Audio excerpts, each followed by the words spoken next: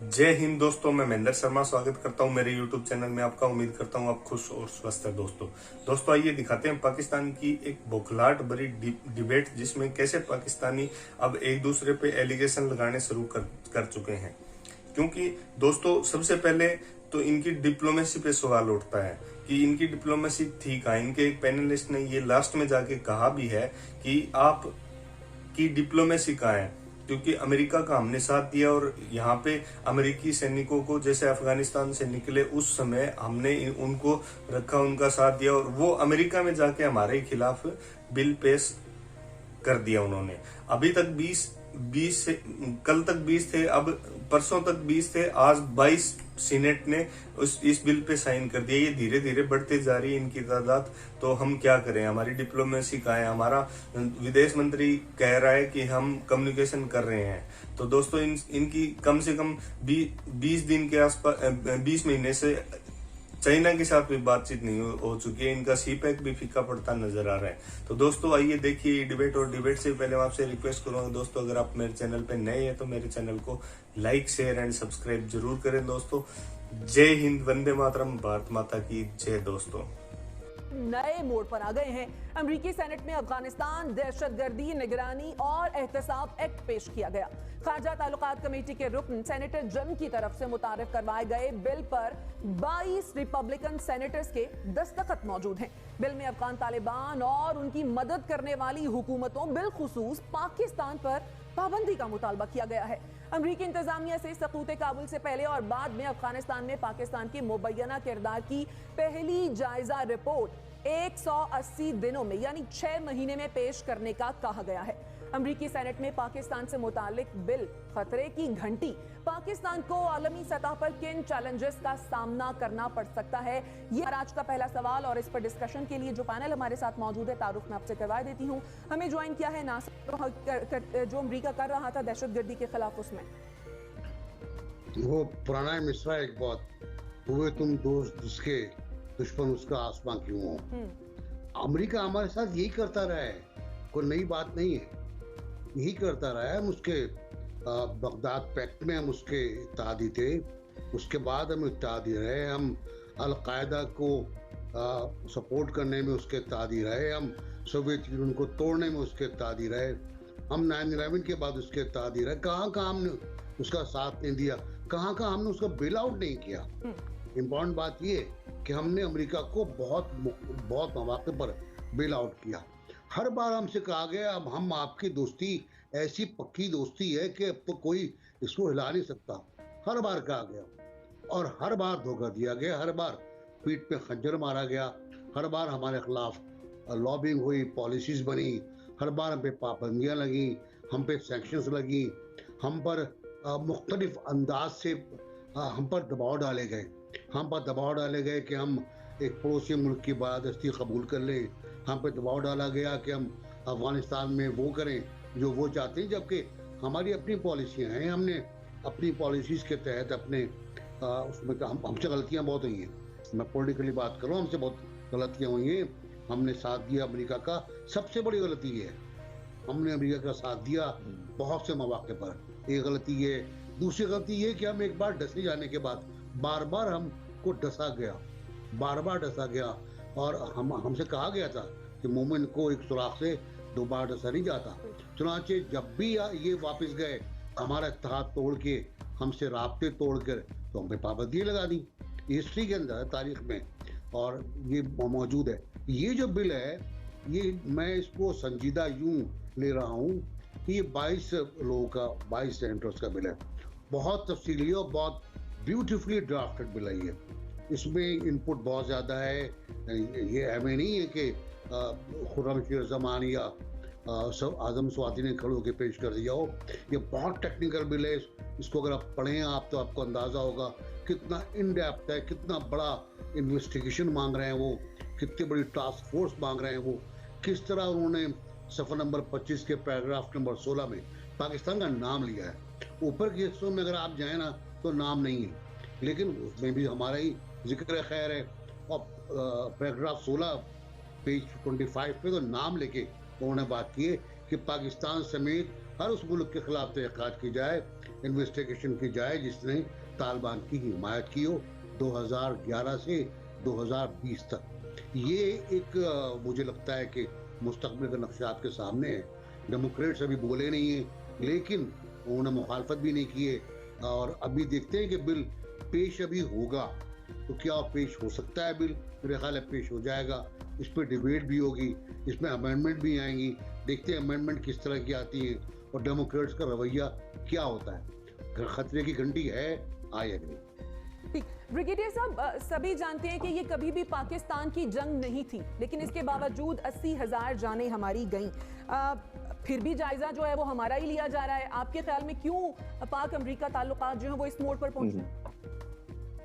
देखें, शाइस्ता बात यह है कि वी मस्ट अंडरस्टैंड, अमेरिकन की हमेशा से आदत है कि they put their failures on others. Pakistan को स्केपगोट बनाना चाहते हैं। They have lot of pressure in US public की तरफ से कि जी आपने क्या किया, क्या हासिल किया।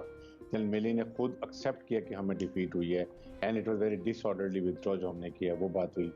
ही रिकमेंडेड कि हमें अबाउट 2.5 ट्रूप छोड़ने चाहिए, वो अमेरिकन प्रेसिडेंट नहीं माना। और जिस तरीके से विथड्रॉ किया, मेरे ख्याल में भूटान और नेपाल की आर्मी भी ऐसे विथड्रॉ नहीं करती। I am from army and I understand कैसे ऑर्डरली विथड्रॉ किया जाता है। एक तो ये बात है। सेकंड ये कि देखें, बात ये कि दे हैव नो रीजंस, ये सिर्फ पाकिस्तान पे प्रेशर डाल रहे हैं। पाकिस्तान ने first time as a nuclear sovereign state behave करना शुरू किया। हमेशा हम इनकी हर बात में रहते थे। फर्स्ट टाइम हमारे प्राइम मिनिस्टर ने क्लियर कर दिया एब्सोल्युटली नॉट मीन्स कि हम आपको लड़ाई में सपोर्ट नहीं करेंगे। वी डोंट वांट कि हम आपको अपनी एयर स्पेस दें, ग्राउंड स्पेस दें, दोनों अटैक के लिए जगह दें। दीज आर द फैक्टर्स कि वो पाकिस्तान को ब्लैकमेल किया जा रहा है। But they don't realise one thing, realise ये नहीं कर रहे हैं कि know Pakistan different options and Pakistan is located on a very strong geostrategic location, जिसको इवन अमेरिका ने आज तक अबंडन नहीं किया और ना भी कर सकता है। एक तो ये बात है, एज लॉन्ग एज हम गिव अप ना करें and we don't go down. Third बात ये है कि new blocks are emerging. America ने देखें अभी क्वाड ग्रुप बनाया जिसमें अमेरिका है, इंडिया है, जापान है, Australia. Then again they got a Indo Pacific block जिसमें अमेरिका, इंग्लैंड और फ्रांस है, जो वो है, ऑस्ट्रेलिया, वो भी झगड़े हो रहे हैं। So we have now options. हमारे पास इस वक्त ब्लॉक में रशिया भी है, इस पूरा सेंट्रल एशिया है, चाइना है, ईरान है, टर्की है, maybe Indonesia, Malaysia. So we have lot of option. Problem ये है कि they don't want to see Pakistan becoming a economically prosper country. अगर अफगानिस्तान में अमन हो जाता है 2-3 महीने में, मीन्स हमें सेंट्रल एशिया से कनेक्टिविटी हो जाती है बलूचिस्तान के थ्रू गवादर को, चाइना का रोड बोल्ट इनिशिएटिव बन जाता है, हमारा बलूचिस्तान पुरसकून हो जाता है because Indian cut off from there, वो उनकी सरजमीन अब इस्तेमाल नहीं करने देंगे। हमारा गवादर पोर्ट ऑपरेशनलाइज हो जाता है and we are on the road to prosperity, economic prosperity. साथ पूरा सेंट्रल एशिया जो ब्लॉक हुआ है वो भी निकल जाएगा। ये इश्यूज हैं वो हमें ब्लैक करना चाहते हैं। We have to take stand now. I think is the time कि पाकिस्तान को, जैसे हम अब पहली दफा बिहेव कर रहे हैं कि strong nuclear Islamic sovereign country, तो हमें इस पे स्टैंड करना चाहिए। Right, yes, we must remain engage with USA. We must tell them कि हमने क्या नुकसान उठाया है। $150 बिलियन का हमने लॉस किया है। हमने वहाँ पर अपने 80,000 लोग सिविलियन शहीद किए हुए हैं। हमें 3 मिलियन हमने रिफ्यूजीज लिए हुए हैं। हमें अमेरिकन इंडियन ने क्या प्रॉब्लम की हैं। We have really suffered a lot in terrorism. हमारी प्रोफेशनल आर्मी ने इधर अगर कंट्रोल ना करती तो हमारा भी हाल इराक की तरह, सीरिया की तरह, लीबिया की तरह होता कि वहां पर ये कामयाब हो जाते, अपनी मर्जी की हुकूमत बना लेते। यही वो चाहते हैं। सो पाकिस्तान की प्रोफेशनल फौज ने ये मीन्स उनको ये डिनाई किया, they defeated their narrative. So I think these are the factors and we have to be very careful. ठीक, मुजम्मिल साहब, आपके ख्याल में आज जहां पर पाकिस्तान खड़ा है, जहां पर पोजीशन खासी ऑकवर्ड कर दी है, जो बिल पेश किया जाएगा, तो आपके ख्याल में क्या उसकी वजह यही है कि हम बार बार अफगानिस्तान को, तालिबान को जो है वो मुकदमा लड़ते हैं, उनका दिफा करते हैं, उनसे हमदर्दी जताते हैं? समझ नहीं आ रही है। हम तो फैसिलिटेटर थे इस बातचीत के। हमने तो अमेरिका और तालिबान की सुलह कराई थी। मुझे तो नहीं समझ आ रही क्या नैरेटिव बता। मेरा मतलब है कि जब वो अमेरिका हमारे पाँव में पड़ के हमें कह रहा था कि तालिबान से सुलह कराएं, तो हमने अमेरिका से एज अ न्यूक्लियर और एज अ सोवरन और एज अ पावरफुल स्टेट ये बात भी ना की कि अगर हम आपका ये काम करेंगे तो आप आइंदा हमारे साथ ऐसे नहीं करेंगे। हमने मुफ्त में ही सारी, मेरा मतलब है फैसिलिटेशन और रेटिफिकेशन और सब कुछ मुफ्त में करके, जी हजूरी करके, तो आज जब वो आंख दिखा रहे हैं तो हम कह रहे हैं हम बड़े सोवरन स्टेट हैं। ये महीना पहले तक हम उनके फौजियों को किराए यहाँ पे ला कर अपने होटलों में ठहरा कर कह रहे थे कि हम उनकी बड़ी मदद कर रहे हैं, वो बड़े शुक्रगुजार हैं, और आज जब उनकी सेनेट में हमारी बेइज्जती की जा रही है तो आप हमें बता रहे हैं हम बड़े सॉवरन स्टेट हैं। ये क्या डिप्लोमेसी है कि हमने उनकी जी हजूरी कर करके उनको वहाँ से निकालने में मदद की, उनको सारा किया, जाकर वो हमें ऐसे जूतियाँ मारे जैसे हम उनके किराएदार हैं। हमने 10 साल में उनके साथ बेवफाई के अलावा किया ही कुछ नहीं है। ये क्या स्टेट पॉलिसी हमें समझाई जा रही है कि फर्स्ट टाइम हम बिहेव कर रहे हैं, फर्स्ट टाइम जूतियां खा रहे हैं इस तरह। मैं तो ये कह सकता हूँ कि हमने काम 100 चित्तर भी खाए हैं, 100 गंडे भी खाए हैं, हमने उनका सारा काम भी किया है और अब वो हमें बेइज्जत भी कर रहे हैं। ये हमारी सोवरन फॉरेन पॉलिसी है जो हमारे सामने है। बाकी जो दूसरे ब्लॉक की हमें नवीद सुनाई जा रही है कि इधर की जूतियों पर ज़्यादा तवज्जो ना दें, दूसरी तरफ से बड़ा प्यार मिलेगा। 20 महीने से पाकिस्तान के प्राइम मिनिस्टर और चाइनीज प्रेसिडेंट की कोई बातचीत ही नहीं है, कोई बातचीत ही नहीं है। इतना बड़ा अफगानिस्तान का सारा कुछ हुआ है, चाइना के प्रेसिडेंट ने पाकिस्तान के प्राइम मिनिस्टर से बात करने की जरूरत ही नहीं की। चलो जी, अमेरिका का प्रेसिडेंट नहीं करता, चाइनीज तो कर लेता। हम कह रहे हैं हमने बड़ा आज हमें कह रहे हैं हमने कोरोना की वजह से CPEC का बड़ा नुकसान कर दिया। भाई ये क्या बात हुई, आज हमें याद आ गया है। वो कह रहे हैं ताजिकिस्तान वालों ने सारे अमर साले वगैरह को पनाह दे दिया, आप कह रहे हैं हमारी सेंट्रल एशिया से सुलह होने जा रही है। वो तालिबान के सहारे एंटी तालिबान को वो पनाह दे रहे हैं, वो सारे वहाँ बैठे हैं। वो अशरफ गनी भी थ्रू ताजिकिस्तान भागा है। सब ने कहा कि ताजिकिस्तान के प्रेसिडेंट ने जब इमरान खान से मिले उन्होंने बड़ी रिजर्वेशन शो की, फिर खान साहब ने उन्हें समझाने की कोशिश की, जैसे CNN और दूसरे इंटरव्यूज में अमेरिकियों को समझाने की कोशिश की। ना ताजिकिस्तान के सदर को समझ आई ना अमेरिकियों को समझ आई। यानी जो मैं कंक्लूड कर पाई हूं आपकी बात को कि सीटी दिखा के खबी मारी है, नहीं हुए।